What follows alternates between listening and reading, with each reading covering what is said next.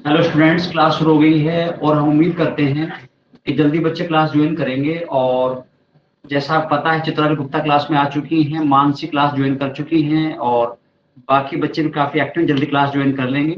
और चित्राली, हमारा जो इससे पहला लेसन था microbes in human welfare complete हो गया है और आज हमें एक नया टॉपिक स्टार्ट करना है और उसका नाम है बायोडाइवर्सिटी एंड कंजर्वेशन। ठीक है। अब जो बायोटेक्नोलॉजी वाला पार्ट है उसको मैं थोड़ा सा रुक के कराऊंगा ताकि उसको रिवाइज कराना ना पड़े और एक ही बार में परफेक्टली करा दें, क्योंकि अभी बच्चों के किसी के एग्जाम, स्कूल यूनिट टेस्ट चल रहे हैं, किसी कोई चल रहा है, थोड़ा सा डिस्टर्बेंस है और उस टॉपिक में हमको डिस्टर्बेंस नहीं चाहते। तो ये देखते हुए कि हमने स्टार्ट कर रहे हैं बायोडाइवर्सिटी एंड कंजर्वेशन। ठीक है।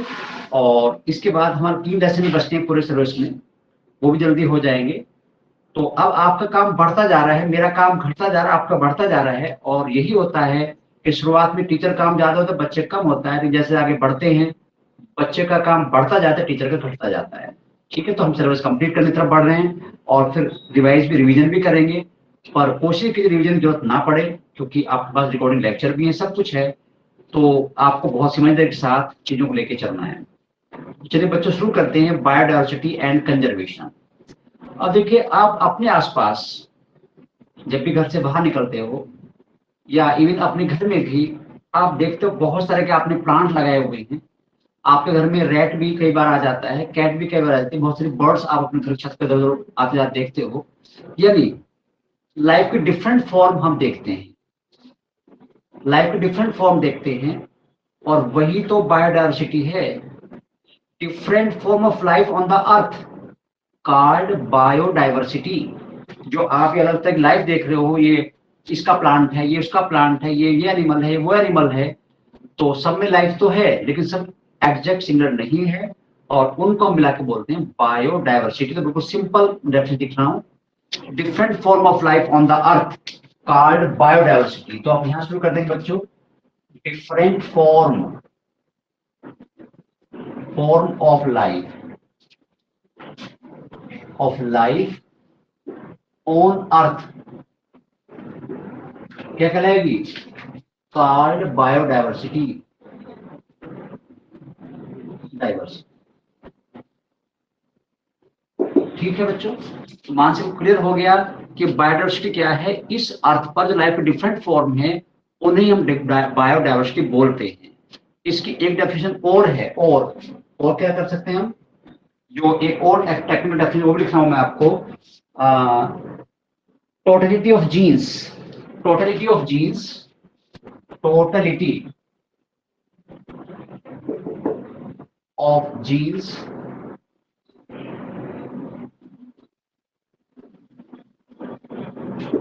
species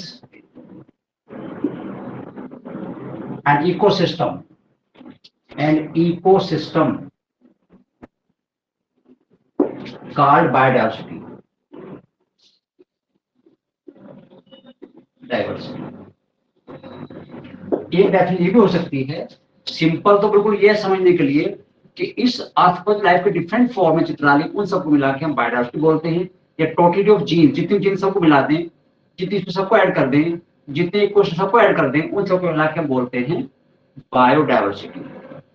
तो अब आप सोच देखें, क्या हम we all are human beings. आप चित्राली हैं, मानसी हैं, श्रेया गुप्ता है, श्रेया गौतम है, कनिष्का है, कनिका है और साक्षी है। और हम सब ह्यूमन बींग होने के बावजूद भी हम सब में डिफरेंसेस हैं, डिफरेंस तो हमें भी है और ये डिफरेंस डाइवर्सिटी है। तो जो डिफरेंट फॉर्म लाइफ की इस अर्थ पर एग्जिस्ट करते हैं, मौजूद हैं, वही बायोडाइवर्सिटी। ठीक है।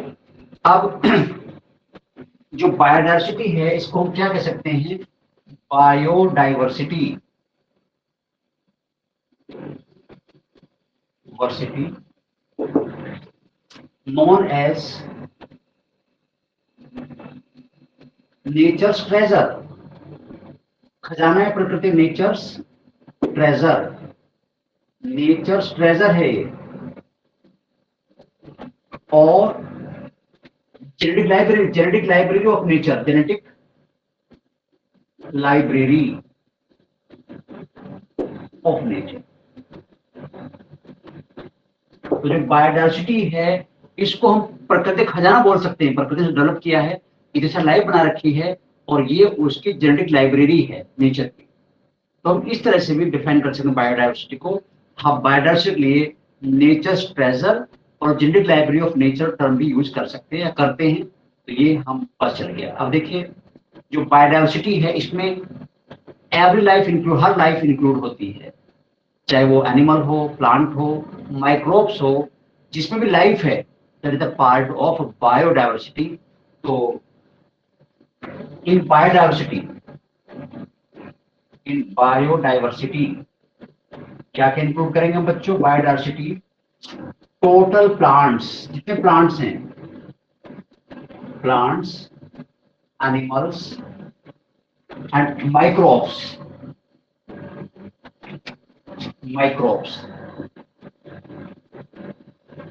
Are included. यानी माइक्रोब भी बायोडायवर्सिटी के पार्ट है, बैक्टीरिया है, फंजाई हैं, प्रोटोजोन है, जो को दिखाई नहीं पड़ रहे हैं मानसी त्यागी जी, वो भी बायोडायवर्सिटी का पार्ट है, they are the part of biodiversity.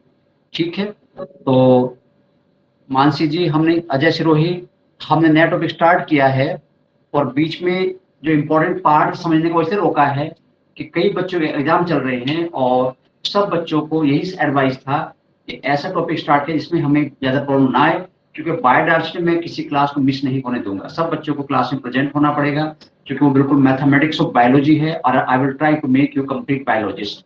कोई पार्ट आप ऐसा नहीं हो समझ में ना आए, तो इसके बाद उसे शुरू करेंगे। और अजय, अब हमारे 3 लेसन बच्चे हुए केवल कंप्लीट सिलेबस में, एक ये है, एक इकोलॉजी का और है, पॉपुलेशन ऑर्गेनिज्म, और फिर 2 पार्ट बायोडायवर्सिटी के। तो हम बिल्कुल राइट ट्रैक पर चल रहे हैं। और अब हम और बात करते हैं, तो बायोडायवर्सिटी क्या होती है? जो बायोडायवर्सिटी है, इस टर्म को पॉपुलराइज करने वाले एडवर्ड विल्सन हैं, पॉपुलराइज करने वाले Edward Wilson popularize term biodiversity, उनको पॉपुलर किया टर्म बायोडायवर्सिटी। अच्छा, यहां पर हम एक पार्ट और क्लियर हो गया है कि तो बायोडायवर्सिटी पॉपुलराइज करने वाले कौन है अजय? इसको पॉपुलराइज करने वाले होते हैं एडवर्ड विल्सन। उन्होंने कई बार यूज किया और उसकी वजह से लोगों को ये समझ में आया कि बायोडायवर्सिटी क्या है।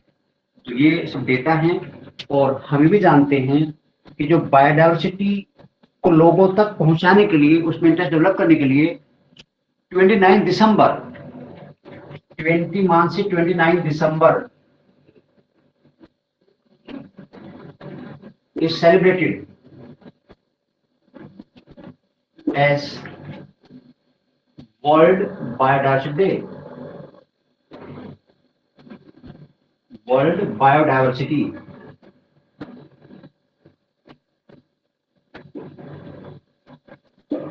Day. तो हर साल 29 दिसंबर जब आता है तो अजय से उसको हम वर्ल्ड बायोडायवर्सिटी डे की फॉर्म मनाते हैं। और इसका मकसद है तो ताकि लोग अवेयर हों। हम लेसन क्यों पढ़ रहे हैं, थोड़ी देर बाद आप जानोगे कि भाई इसलिए पढ़ने मजबूरी है कि there is great loss of biodiversity in last 100 year, there is great loss of biodiversity and in future many life is going to extinct. अगर हम अभी अलर्ट नहीं होंगे, अवेयर नहीं होंगे, हम एफर्ट्स नहीं करेंगे तो we will loss a large number of species. कई बार आप सुनते हो कि डोडो इज एक्सटिंक्ट बर्ड, ऐसे बहुत सारे नाम सुनने में मिलेंगे आपको, वो एक्सटिंक्ट हो गए और जिनका नंबर बहुत रिड्यूस्ड हो गया है, हम उनका काफी एफर्ट्स करें उन्हें बचाने के लिए। आप कई बार सुनते हो project tiger, save the tiger, ऐसा हम टीवी पर और न्यूज़पेपर पर पढ़ते हैं, क्योंकि उनका नंबर मानसिक काफी घट चुका है और उसको बचाने के लिए अगर हम एफर्ट्स नहीं करेंगे तो दैट विल बी एक्सटिंक्ट। तो यानी जब एक्सटिंक्शन होता है तो स्पीशीज घटती है, तो extinction of species is the loss of biodiversity. और जब इवोल्यूशन होता है तो नई लाइफ बनती है, तो इवोल्यूशन से बायोडायवर्सिटी इंक्रीज होती है और एक्सटेंशन डिक्रीज होते हैं, बिल्कुल सिंपल है। ये तो पॉइंट आप नोट कर लें। Evolution increase biodiversity, evolution increase biodiversity, diversity को इंक्रीज करता है, ठीक है। एंड एक्सटिंक्शन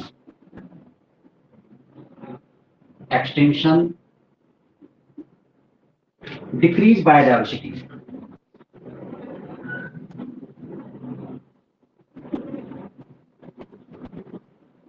तो साक्षी ये बात हो गई कि जब एक्सटिंक्शन होगा उससे बायोडाइवर्सिटी घटेगी, और जब इवोल्यूशन होगा तो उससे बायोडाइवर्सिटी बढ़ती है। तो जो भी आप ये डिफरेंट फॉर्म ऑफ लाइफ देख रहे हो, that the result of evolution. ये किसका रिजल्ट है? That the result of evolution. और जैसे से ह्यूमन इस नेचर पे अर्थ पर डोमिनेंट होता जा रहा है, वैसे वैसे बाकी लाइफ डेंजर में जा रही है, क्योंकि ह्यूमन हर चीज को अपने हिसाब से एक्सप्लोर कर रहा है, और ओवर एक्सप्लोटेशन भी नुकसान करता है स्पीसीज को, और वो एक्सटिंक्ट हो सकती हैं, हो जाती हैं, और कई हो भी चुकी हैं, जिनके एग्जाम्पल हम आगे इस लेसन में जानेंगे। ठीक है बच्चों, तो वन बाय वन हम पढ़ते रहेंगे, और उम्मीद ये है अजय कि आप सब लोग अच्छी तरह तैयारी कर रहे होंगे। और टेस्ट, चूंकि थर्ड लेसन का नई पैटर्न टेस्ट आपका होना है, और संडे में इस टेस्ट को आपको देना है।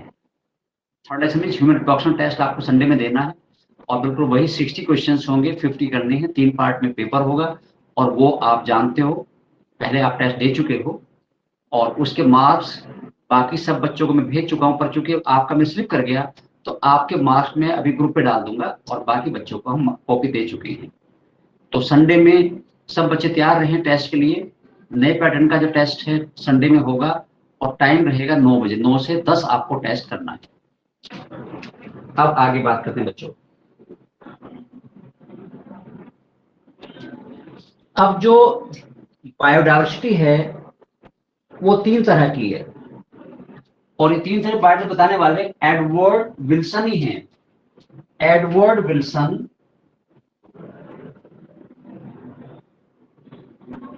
तो Sakshi ji, Edward Wilson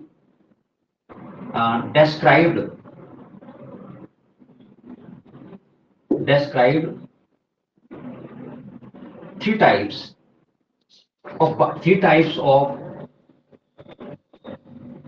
of biodiversity।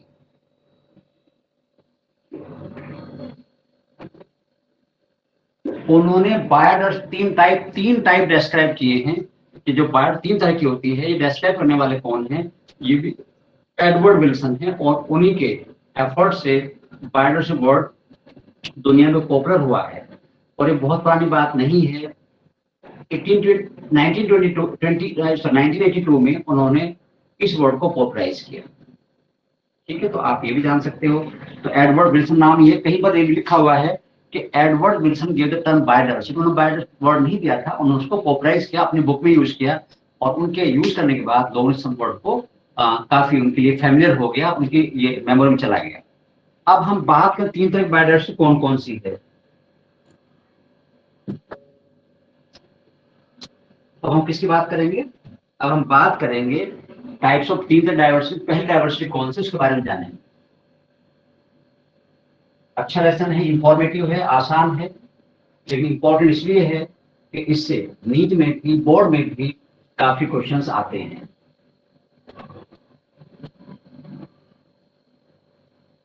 तो चलिए बच्चों, बात कर रहे हैं हम किसकी? अब हम बात करें नंबर 1, जेनेटिक डाइवर्सिटी। पहले टाइप है आजा जेनेटिक डाइवर्सिटी।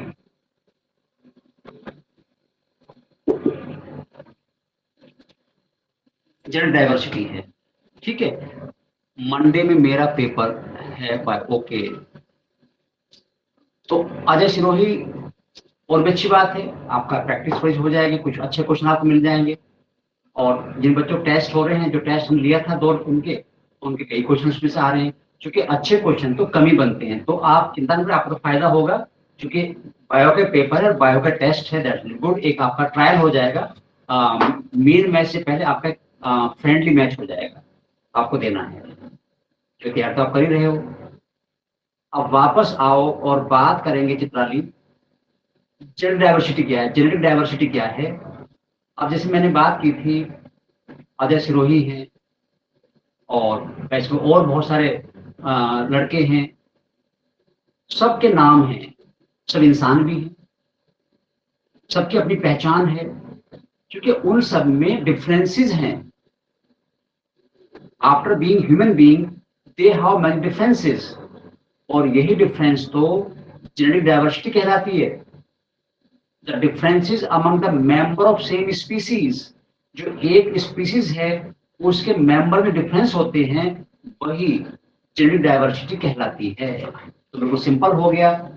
तो डिफरेंसेस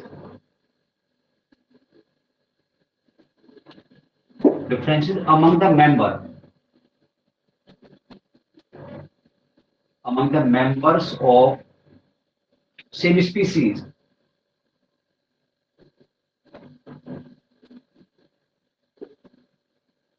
called genetic diversity। क्या थी बच्चों? called genetic diversity। ठीक है, तो उसको हम बोलते हैं जेनेटिक डाइवर्सिटी। और यानी जेनेटिक डाइवर्सिटी जीन लेवल पर होती है। भाई हम सब में जो डिफरेंसेस हैं, that is the presence of different genes. हम सब में जीन जो है वो ट्रेट को अलग बना रही हैं, तो ये डिफरेंट जीन की वजह से है। तो जो एक स्पीसीज मेंबर डिफरेंसेस होते हैं, उनका रीजन उनके जीन्स होती हैं। तो हम ये बोल सकते हैं कि जेनेटिक डाइवर्सिटी जीन लेवल पर होती है। बिल्कुल, और अच्छा पॉइंट हो गया। This diversity at gene level, this diversity is at gene level. तो जो हम सब में ट्रेट तो है, लेकिन ट्रेट सब एक कॉमन नहीं है, उसका रीजन हम सब में जीन की प्रेजेंस है। और सैटरडे पेपर ले लूं सैटरडे ले लूं तो परसों, क्या आप सब परसों टेस्ट तैयार हैं? तो अजय चलिए कोई बात, चलिए मैं आपको सैटरडे दे दूंगा, आप सैटरडे तो बाकी संडे में दे देंगे, क्योंकि अभी एकदम झटका लग जाएगा। आपको तैयारी करो, एग्जाम है, तो बाकी बच्चे अच्छे तैयारी नहीं कर पाएंगे। हम चाहते हैं आप वेल प्रिपेयर्ड होकर टेस्ट दिया करें, क्योंकि आधे अधूरे टेस्ट देने का टेस्ट का जो एक वर्थ हो खत्म हो जाती है। तो आप मुझे सैटरडे टाइम बता दें, आपको पेपर ऑनलाइन अवेलेबल हो जाएगा, और फिर आप आंसर की मुझे वापस भेज देंगे, वो चेक हो जाएगी। तो आपके लिए बिल्कुल सही है, आपका टेस्ट सैटरडे में हो जाएगा, टेंशन ना लें। टाइम आप बता दें, उस टाइम आपको पेपर भेजा जाएगा। तो बच्चों, अब हम जेंडर डाइवर्सिटी की बात फिर कर रहे हैं। और ये डाइवर्सिटी हर स्पीसी में ऑब्जर्व कर सकते हो आप। हर स्पीसी में, क्या सारे कुत्ते एक जैसे ही हैं? क्या सारी काऊ एक जैसी हैं? उसमें अंतर जरूर होगा। एक ही ब्रीड की काऊ में मिल्क प्रोडक्शन एग्जैक्ट सिमिलर नहीं होता, उनका हाइट और वेट में डिफरेंस हो सकता है। तो यानी this diversity can be observe in the member of all species. This diversity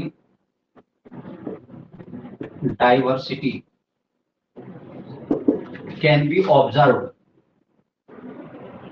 हम सब में देख सकते हैं, observe among the members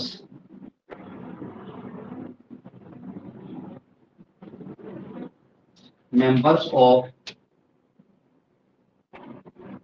all species। सबके बीच में हम इनको देख सकते हैं। आप कोई भी स्पीसीज ठान लो, उसके सभी मेंबर्स आइडेंटिकल नहीं होते, एग्जैक्ट सिमिलर नहीं होते, दे हैव डिफरेंट वेरिएशंस, और वही वेरिएशन उनकी पहचान है। और वैसे अगर कहूं तो वेरिएशन सेक्सुअल रिकॉम्बिनेशन वजह से है। जो जीन का कॉम्बिनेशन बनता है at the time of gamete formation, वो अलग हो जाता है, और उसकी वजह से एक पेरेंट से पैदा हुए बच्चों में वेरिएशन आ जाती है। तो क्या अब तक का पॉइंट आपको क्लियर हो रहा है अजय? ये जो बायोडाइवर्सिटी है, जेनेटिक डाइवर्सिटी जीन लेवल पर होती है, और जो स्पीसीज मेंबर डिफरेंस हैं वो इसी डाइवर्सिटी का एग्जाम्पल है। और मानसी हाँ कर रही है, और चित्राली ना नहीं कर सकती, वो भी हाँ ही करेंगे मुझे पता है, और अजय भी हाँ ही करेंगे, और बाकी बच्चों को भी हाँ ही कहना होगा। कहना होगा नहीं, उनका हाँ कहेंगे, मुझे पता है इतना, हमको आइडिया हो गया कि आप सबकी जो पकड़ है, सोच है, वो परफेक्ट है, सब्जेक्ट की पकड़ आप आसानी से कर लेते हो। कभी रेयरली कोई बच्चा डाउट क्रिएट करता है, तो इसका मतलब ये है कि आप सिंसियरली क्लास दे रहे हो, और ये बहुत इंपॉर्टेंट पार्ट है। Online is too much good if student sincere. इससे बढ़िया क्या हो सकता है कि आप अपने घर में आराम से बैठ के, आंधी हो, तूफान हो, बारिश हो, आपको क्लास मिल रही है, ना घर से बाहर जाना है, ना कोई और सद उठाना है, तो ये तो मेरे ख्याल बहुत कंफर्टेबल है।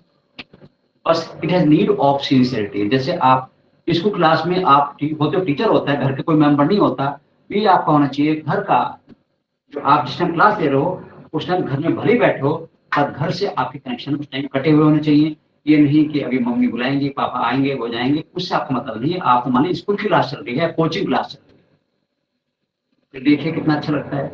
तो अगर हमारे टाइम में, तो हम तो बिल्कुल से प्रेफर करते, चूंकि ये टाइम सेविंग है, एनर्जी सेविंग है, और परफेक्ट है। भाई देखिए, यहाँ भी आप अपनी बात पूछते हो, क्वेश्चन कर सकते हो, करते हैं, हैंड रेज करते हो, अपने डाउट लिख के या आप बोल के पूछते हो, तो और क्या चाहिए हमें, ये चाहिए।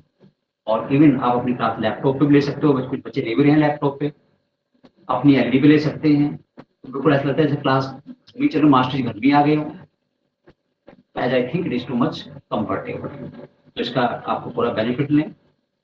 और क्या कभी आप सोच सकते थे कि घर में बैठ के क्लास चलेगी? नहीं सोच सकते। टेक्नोलॉजी का बड़ा हमें अचीवमेंट हमें मिल रहा है, तो हमें इसके साथ एडजस्ट करना है। और जो अच्छा बच्चा है वो एब्सोल्यूट इसको प्रेफर करता है। हाँ, कुछ बच्चों थोड़ी बहुत दिक्कत हो सकती है, वो वही है जो कंसंट्रेशन मेंटेन नहीं कर पा रहे हैं। तो लेकिन मैं नहीं कहता वो बुरे हैं, वो हर एक बच्चे के एक अपना अपना कैलिबर है, अपना अपना एक लॉजिक है, अपनी अपनी सोच है, उसके अकॉर्डिंग हम सब में डिफरेंसेस होते हैं। तो ये बिल्कुल नहीं कहा जा सकता कि नहीं जी वो तो अच्छे नहीं, ये अच्छे हैं, वो बुरे हैं। सबकी अपनी अपनी ठीक है, कुछ ऑफलाइन अच्छा परफॉर्म कर रहे हैं और कुछ ऑनलाइन में अच्छा परफॉर्म कर रहे हैं, और हमें तो अच्छी परफॉर्मेंस मतलब है। चलो बच्चों, आगे और जानेंगे फैक्ट्स क्या क्या है इसके। अब देखिए, रिवोल्फिया वोमिटोरिया, हम एग्जांपल दे रहे हैं इसका। Rauvolfia vomitoria, wolfia vomitoria is a medicinal plant, एक मेडिसिनल प्लांट है।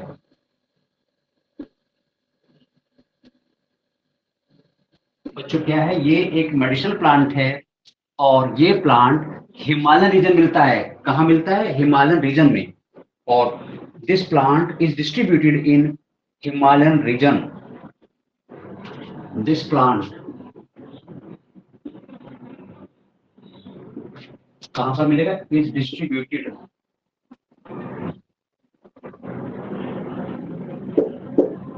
इन Himalayan reason.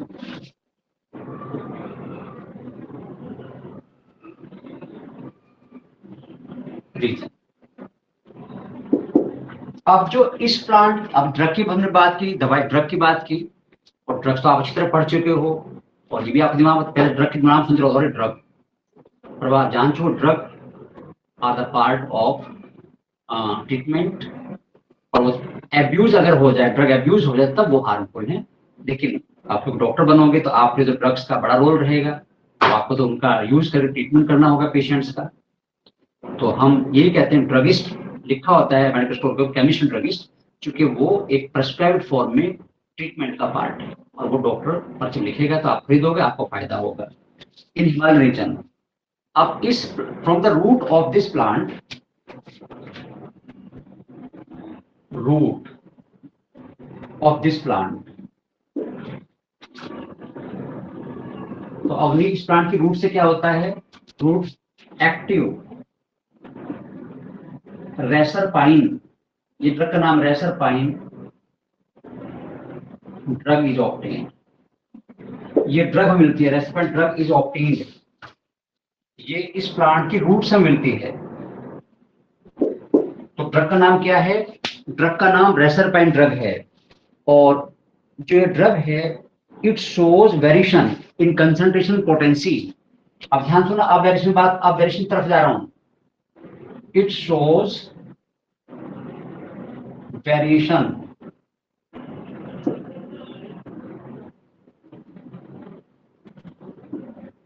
variation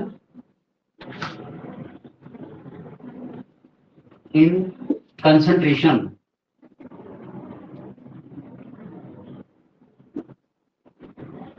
and potency, यानी जो डिफरेंट एरिया में ड्रग मिलती है प्लांट से, उसके कंसंट्रेशन में डिफरेंस है और उसकी जो पोटेंसी है उसमें डिफरेंस है, और it is due to genetic variation, यानी कुछ एरिया के प्लांट में ज्यादा कंसंट्रेशन है ट्रेसरपाइन की और ज्यादा वो इफेक्टिव है, उसकी प्रोडक्ट ज्यादा है, कुछ में कम है, वही प्लांट है, सब कुछ वही है, लेकिन डिफरेंट एरिया में उसका जो कंटेंट है, अमाउंट है, कंसंट्रेशन और उसका जो इफेक्ट है वो बराबर नहीं है। ओरिजिन क्या है? It is due to genetic variation and it is due to genetic variation.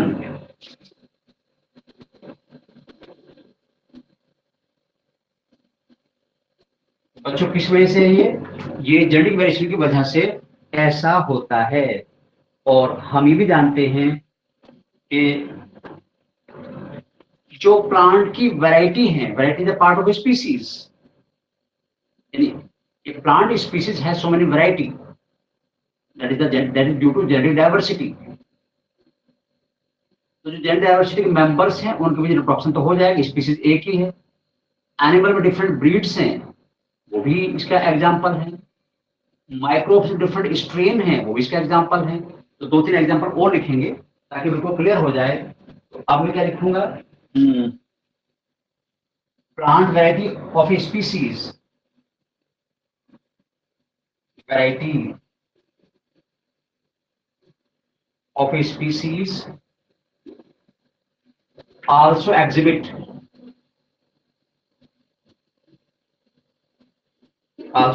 example of genetic diversity। वो इसका एग्जाम्पल है, एग्जाम्पल ऑफ जेनेटिक डाइवर्सिटी।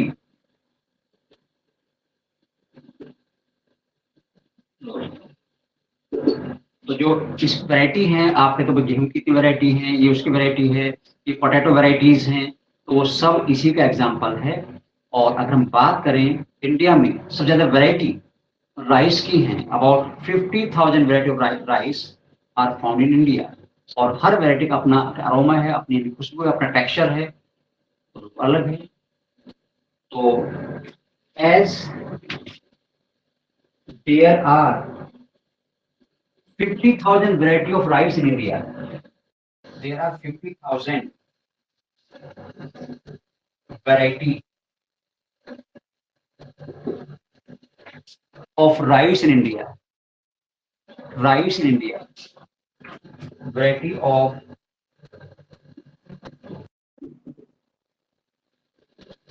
तो हमें क्लियर हो गया कि इंडिया में राइस की बच्चों कितनी वैरायटी है? वो 50,000 वैरायटी है, 50,000। तो ये तो बड़ा नंबर है। उसके बाद मैंगो की 1000 वैरायटी। अब देखो हर मैंगो का टेस्ट अलग है, शेप अलग है और कंटेंट अलग है, बहुत अंतर है। तो है तो सब वो मैंगीफेरा इंडिका, उसके अंदर वो सब वैरायटीज जो किसी के पर्टिकुलर ट्रेट में वेरी कर रही है।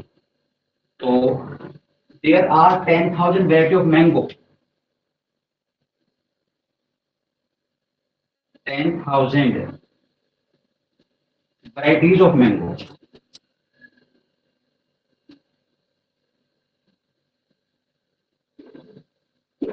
तो मैंगो भी 10,000 है, और जो हमारा राइस है उसकी बच्चों लगभग 50,000 वैरायटीज। तो उम्मीद है यहां तक सब चीजें आपको क्लियर चल रही हैं, आपके दिमाग में सेट हो रही हैं। अभी हम और बात करें। अब हम ये भी जान लें कि जो बच्चों स्ट्रेन है, स्ट्रेन माइक्रोब के होते हैं। तो एनिमल की ब्रीड, प्लांट की तो वैरायटी, एनिमल की ब्रीड और माइक्रोब स्ट्रेन एक ही बात है। जहां हम प्लांट वैरायटी वर्ड यूज करते हैं उसी का हम एनिमल उसी जगह ब्रीड यूज करते हैं और माइक्रोब स्ट्रेन वर्ड यूज करते हैं। तो मैं नेक्स्ट पॉइंट लिख रहा हूं, breed in animals, animals and strain microbe strain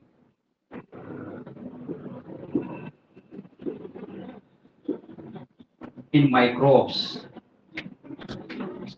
also represent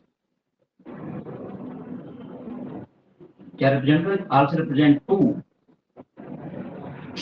genetic diversity.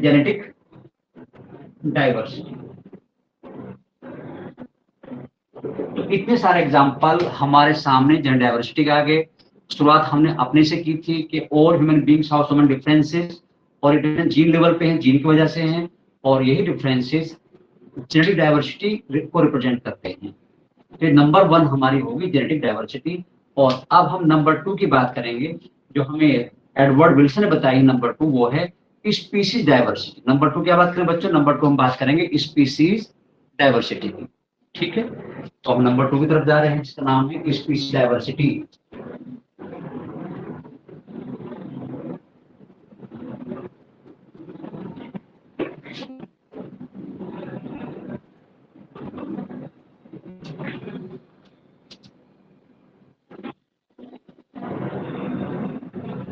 तो बच्चों क्या होगा? स्पीसीज डाइवर्सिटी की बात कर रहे हैं, नंबर 2 की बात कर रहे हैं, और ये है स्पीसीज डाइवर्सिटी, इसकी बात करेंगे। अब देखिए, स्पीसीज वर्ड आपने बहुत सुना है, different species of a single animal. जैसे a single animal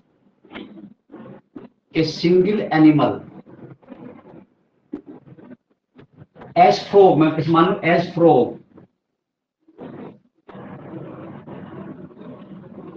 A single animal as frog has different species, उसकी कई सारी स्पीसीज होती हैं।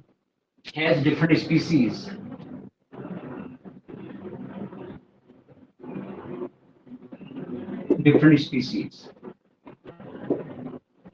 तो फ्रॉग की बहुत सारी स्पीसीज हैं, जैसे इंडियन फ्रॉग है, यूरोपियन फ्रॉग है, ये फ्रॉग है, वो फ्रॉग है, तो वो डिफरेंट स्पीसीज हैं।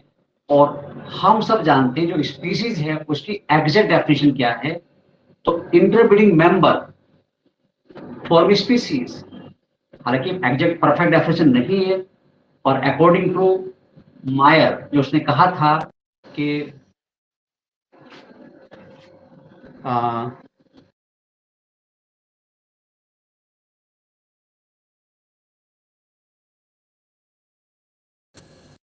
तो थोड़ा डिस्टर्बेंस रहा 4 सेकंड का क्लास में, कोई बात नहीं, चलिए वो जानबूझ के मैंने किया है, मतलब मेरी मजबूरी थी। तो ए फ्रॉग है डिफरेंट स्पीसीज, और एक्चुअल जो बायोडाइवर्सिटी है वो ये रिप्रेजेंट करती है। मैं क्या लिखूंगा? Interbreeding member form a species. तो ये थोड़ा सा मैंने बताने की कोशिश की है कि स्पीसीज क्या है। वे मेंबर जो रिप्रोडक्शन कर सकते हैं। आपने देखा डॉग का रिप्रोडक्शन डॉग से ही होगा, तो डॉग स्पीसीज, कैट का कैट से होगा। तो जो आपने रिप्रोडक्शन करके सेक्सुअल रिप्रोडक्शन कर रहे हैं वो एक स्पीसीज के मेंबर है। पर अभी तक हमारे पास स्पीसीज को परफेक्ट डेफिनेशन नहीं है। अगर हम इस डेफिनेशन की बात करें तो उन स्पीसीज क्या होगा जिनमें रिप्रोडक्शन केवल एसेक्सुअल होता है, या जो बाइसेक्सुअल है वहां तो इंटरब्रीडिंग वर्ड अप्लाई नहीं होगा, एक मतलब एक ही species male female sex organ मौजूद है। तो अभी तक हमारे पास एक परफेक्ट डेफिनेशन स्पीसीज नहीं है, पर जो भी है उसको हम इस तरह से लिखते हैं, interbreeding member form a species. इसी से काम चलाना होगा, भले ये इम्परफेक्ट हो, इनकम्प्लीट हो। तो अब इसकी हम बात कर रहे हैं। Form species, it is it represents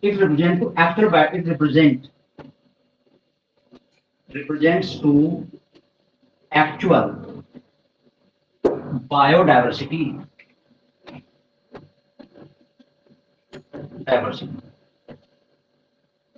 तो जो स्पीसीज डाइवर्सिटी है यही एक्चुअल बायोडाइवर्सिटी है।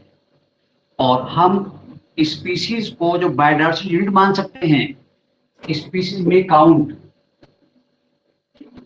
स्पीसीज में count as the unit of biodiversity.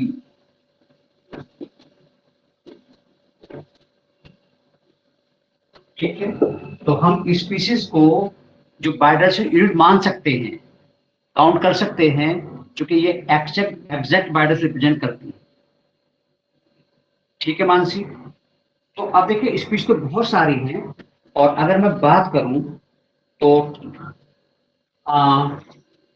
we have information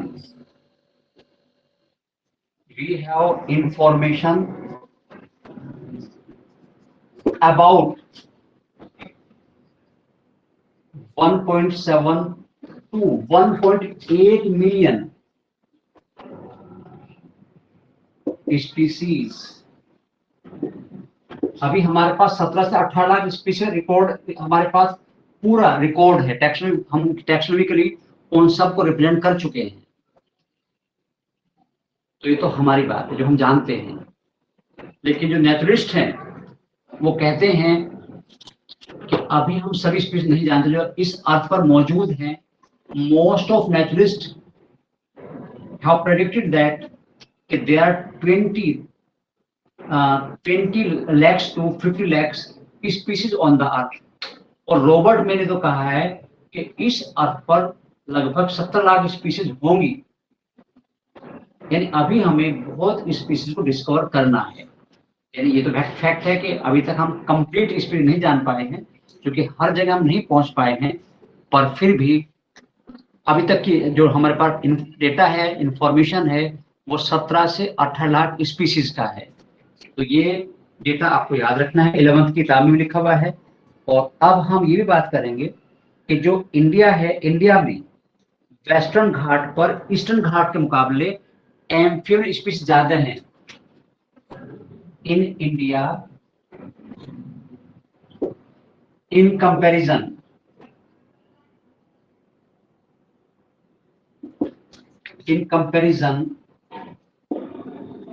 of Eastern Ghat,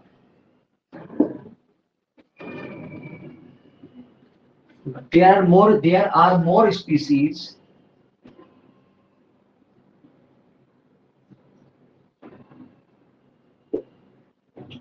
of amphibians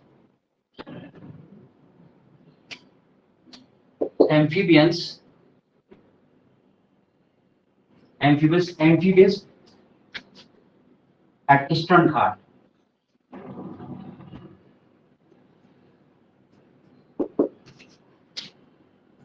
At Eastern Ghat, at Western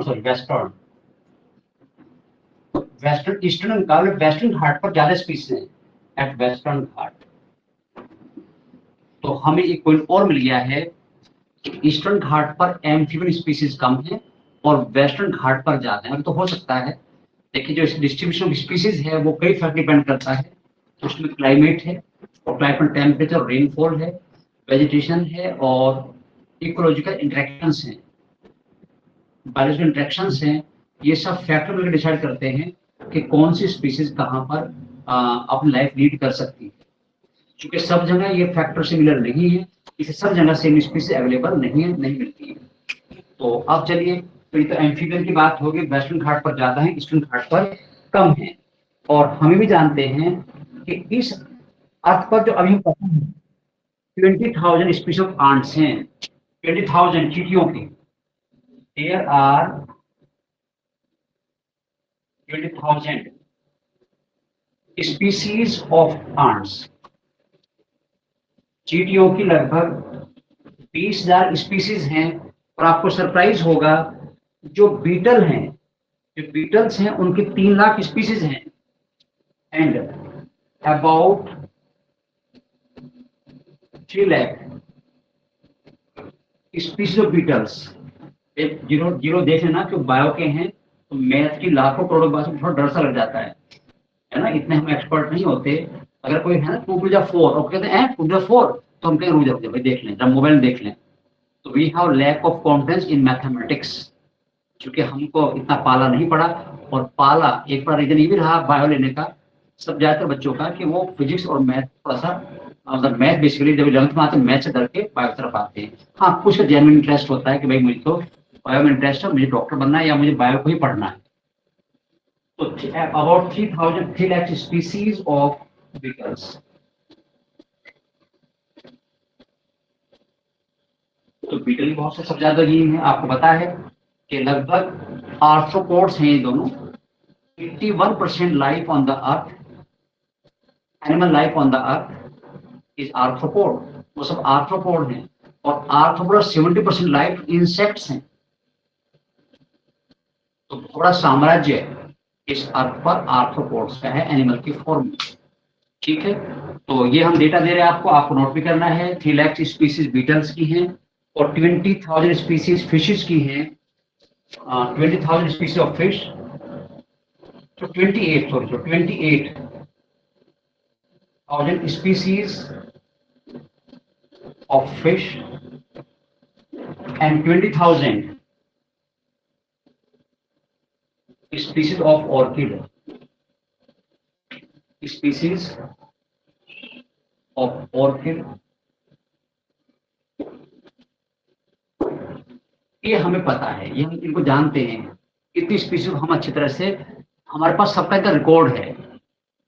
तो हमने इनको डिस्कवर भी किया हुआ है और इनका पूरा रिकॉर्ड मेंटेन किया हुआ, आइडेंटिफाई किया हुआ है। आपने पढ़ा था टैक्सोनॉमी में, आइडेंटिफिकेशन, नोमेनक्लेचर, क्लासिफिकेशन, वो सब इनका हमने किया हुआ है। तो एक बार फिर आपका अप्रूवल चाहिए कि यहाँ तक सब चीजें ठीक हैं, बैलेंस हैं, आपको बिल्कुल चीजें क्लियर हो रही हैं। या कोई प्रॉब्लम हो तो आप अपना हैंड रेज करके अपनी बात कह सकते हैं, अपना माइक आप खुद भी ऑन कर सकते हो और जो भी क्वेश्चन पूछना है या जो भी डाउट है आप हाथ पे हाथ बोल सकते हैं। चलिए, अजय, मानसी सब के हाँ मिल रही है, बच्चे कह रहे नहीं हमें कोई प्रॉब्लम नहीं है। ये बात हो गई किसकी? ये बात हो गई हमारी स्पीशीज डाइवर्सिटी की। और अब हम बात करेंगे इकोसिस्टम डाइवर्सिटी नंबर 3, जो कि एडवर्ड में 3 तरह जेनेटिक डाइवर्सिटी हमारी होगी और स्पीशीज डाइवर्सिटी हो गई। और जितने ज्यादा स्पीशीज होंगी उतनी स्पीशीज डाइवर्सिटी ज्यादा होगी। और जो स्पीशीज के अंदर डिफरेंसेस हैं वो जेनेटिक डाइवर्सिटी है। तो बेसिकली हम जो बात करते हैं वो किसकी करते हैं? वो बात हम करते हैं नंबर ऑफ स्पीशीज की। तो चलिए अब हम बात कर रहे हैं इकोलॉजिकल डाइवर्सिटी की, ये इकोसिस्टम डाइवर्सिटी, ये नंबर 3 है।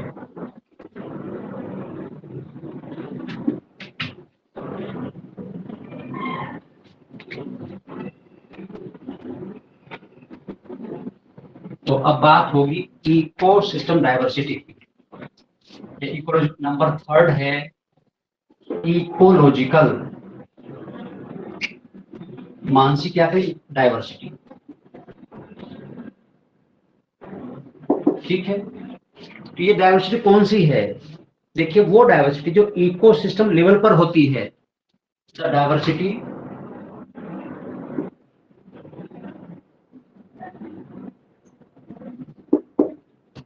which is observed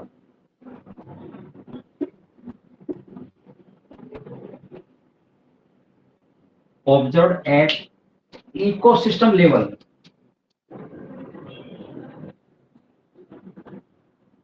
ecosystem level जो इस लेवल पर होगी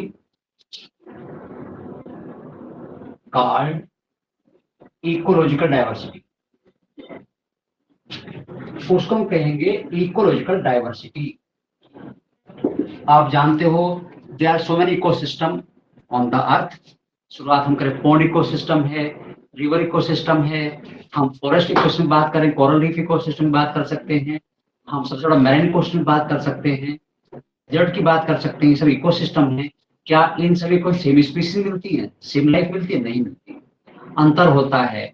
और वो अंतर ही तो इकोलॉजिकल डाइवर्सिटी है। तो वो डिफरेंस लाइफ के जो इकोसिस्टम लेवल पर होते हैं उसी को हम बच्चों बोलते हैं इकोलॉजिकल डाइवर्सिटी। तो there are different ecosystem on the earth, earth पर डिफरेंट इकोसिस्टम है, हम उनके नाम लिख देता हूं। There are different ecosystem different ecosystem as forest, pond, grassland, desert, ठीक है, डेजर्ट का अपना इकोसिस्टम है, फॉरेस्ट का अपना इकोसिस्टम है, और coral reefs, wetland, mangroves, coral reefs, wetlands, mangroves and estuaries etcetera, etcetera, ये सब इकोसिस्टम है। All these are ecosystem. और त्यागी जी, इन सब में लाइफ डिफरेंट है, इन सब में अलग स्पीसीज हैं, वो डिफरेंस जो है वही इकोसिस्टम डाइवर्सिटी है। All these ecosystem have different species, all these ecosystem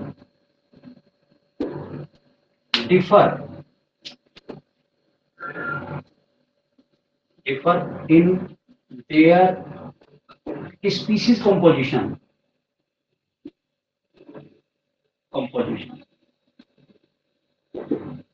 ये जो इकोसिस्टम है, ये सभी के सभी अपने स्पीसीज कंपोजिशन में अलग अलग हैं, और ये difference that is called, and this difference,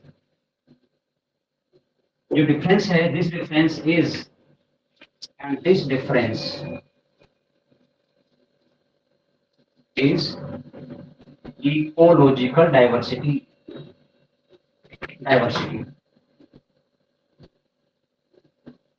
तो इस डिफरेंस में क्या बोलेंगे बच्चों, इसको हम बोलेंगे इकोलॉजिकल डाइवर्सिटी, ठीक है। अब एक दो एग्जांपल देता हूं मैं आपको, वैसे तो आपको पता ही हर जगह अलग होंगे।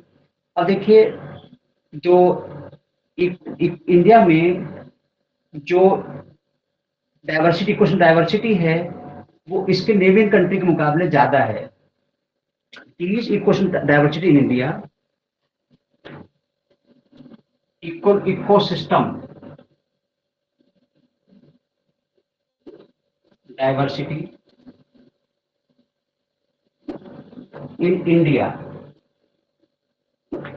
इज हायर, ये पॉइंट इंपॉर्टेंट है, जो नाम लिखा हूं, इज हायर देन, इससे higher than a Scandinavian country, than a Scandinavian country, as Norway, country as Norway.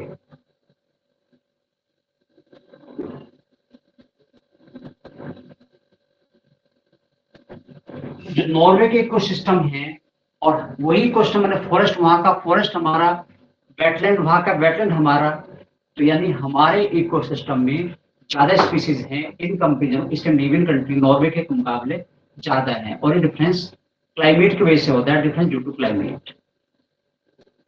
जहां पर क्लाइमेट जो है वो मॉडरेट होता है, वहां पर ज्यादा लाइफ होती है। जहां पर क्लाइमेट हॉट या ज्यादा कोल्ड होता है, वहां पर स्पीसीज कम मिलती है। तो नॉर्वे के मुकाबले हमारे देश में जो इकोसिस्टम डाइवर्स ज्यादा है, और इसका रीजन हमारा क्लाइमेट है, ठीक है। और हम भी जानते हैं कि जो बायोडाइवर्सिटी है वो क्लाइमेट से अफेक्ट होती है। वो तो पॉइंट सिंपल है, उसको नहीं लिखूंगा। जो biodiversity that affect by the climate, और इवोल्यूशन उसको इंक्रीज करता है और एक्शन डिक्रीज करता है। तो अगर मैं अभी तक रिकैप करूं, तो आज हमने तो यही जाना है कि बायोडाइवर्सिटी क्या है, ठीक है। और उसके बाद एडवर्ड विल्सन ने जो 3 तरह की बायोडाइवर्सिटी बताई है, genetic diversity, species diversity and ecological diversity, हमने उसकी बात की है। और कल हम बात करेंगे diversity of the entire earth and diversity in India. यहाँ पर हम डेटा के साथ आपको बात करेंगे कौन कौन सी स्पीसीज कितनी इंडिया में, जिम्नोस्पर्म कितने, एंजियोस्पर्म कितने हैं, और मॉलस्क कितने हैं। तो आपको एक आइडिया हो जाएगा कि हमारे कंट्री में कौन सी डाइवर्सिटी कितनी है। तो बच्चों, आज यहीं तक, और कल फिर मिलेंगे ठीक 8 बजे इसके आगे के पार्ट को पूरा करने के लिए।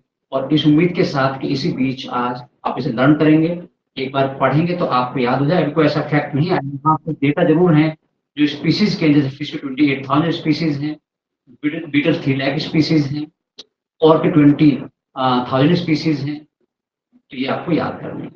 तो कल सुना भी जाएगा और कल मिलेंगे भी, आगे बात करेंगे। तो यहीं तक, thanks for being together and see you tomorrow.